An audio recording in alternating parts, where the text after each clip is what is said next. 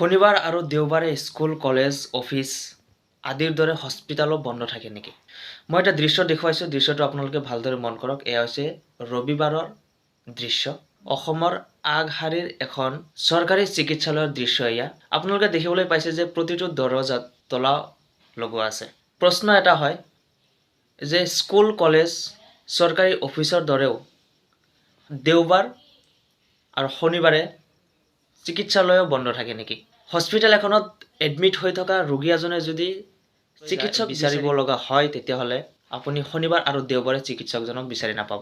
মোৰ কোৱাৰ মানে এইটোৱে নহয় যে চিকিৎসকসকলক ৰেষ্ট দিব নালাগে, তেওঁলোকৰ সাপ্তাহিক বন্ধ দিব নালাগে, মই এইটো কোৱা নাই।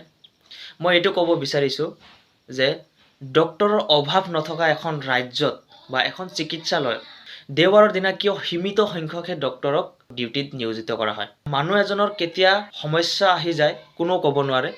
গতিকে এডমিট হৈ থকা ৰোগী এজনে যদি কোনোবা কাৰণত ডক্টৰ বিচাৰি যাব লগা হয়, তেতিয়াহ'লে আজি ছানডে, গতিকে ডক্টৰক নাপাব। আজি সোমবাৰেহে ডক্টৰ আহিব।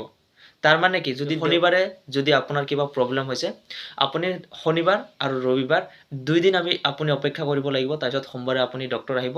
ডক্টৰ অহাৰ পিছতহে আপুনি চেকআপ কৰাব পাৰিব বা আপুনি ডক্টৰক অভিযোগটো দিব পাৰিব যে এই সমস্যা হৈছে। আন এটা বিষয় মই উত্থাপন কৰিব বিচাৰিছোঁ, চৰকাৰী চিকিৎসালয়ৰ চিকিৎসকসকলৰ ব্যৱহাৰৰ বিষয়ে।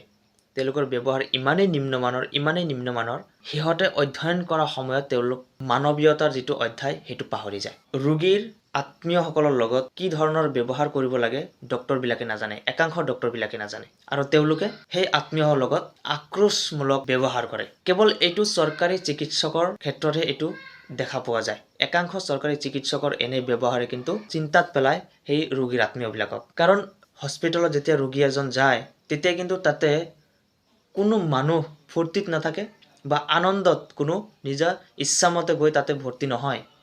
কাৰোবাৰ সমস্যা সমাধানৰ এটা যি আশা, সেই আশা লৈ সেই হস্পিটেলত ভৰ্তি হয়, আৰু সেই আশা এটাই কৰে যে চিকিৎসকে কি কৰিব, ৰোগটো যিকোনো প্ৰকাৰে নিৰাময় কৰি দিব।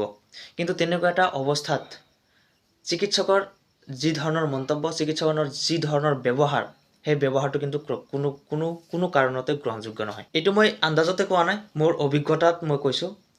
মই 2 দিনমান আগত চৰকাৰী চিকিৎসালয়ত মই গৈছিলোঁ। এনেকুৱা এটা পৰিস্থিতিৰ মই সন্মুখীন হৈছিলোঁ, য'ত এই চিকিৎসকৰ কথা মই ক'ব লগাত বাধ্য হৈ গৈছোঁ যে চিকিৎসকবিলাকে যেতিয়া অধ্যয়ন কৰে, যেতিয়া MBBS পাঠ্যক্ৰম যেতিয়া সিহঁতে অধ্যয়ন কৰে, তেতিয়া তেওঁলোকক মানৱীয়তা যিটো জ্ঞান, সেই জ্ঞানটো কি আচলতে তেওঁলোকক দিয়া নহয় নেকি?